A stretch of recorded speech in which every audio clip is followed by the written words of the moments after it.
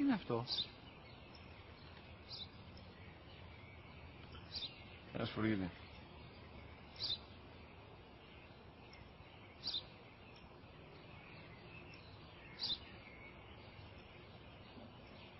Τι είναι αυτό?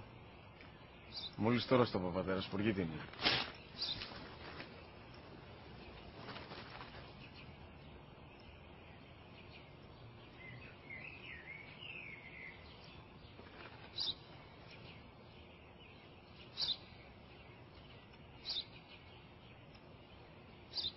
Τι είναι αυτό? Ένα σπουργίτη είναι, πατέρα. Ένα σπουργίτη. Σπου-γη-τι.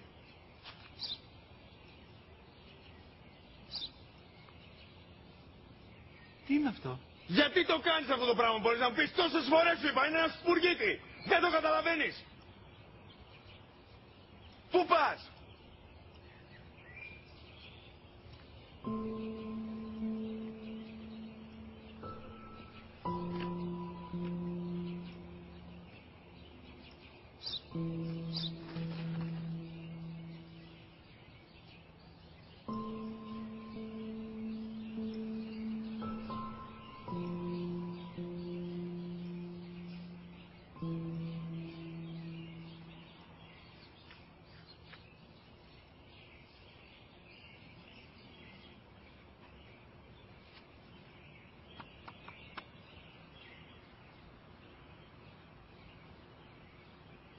Δυνατά.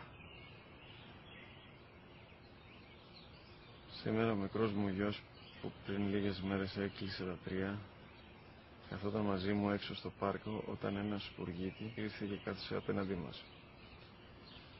Ο γιος μου με ρώτησε 21 φορές τι ήταν αυτό και του απάντησα και τις 21 φορές ότι ήταν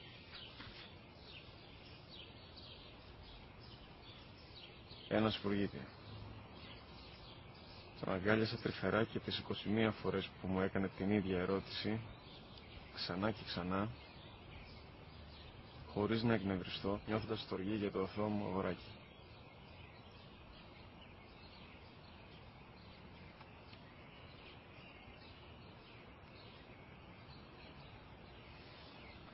وقضى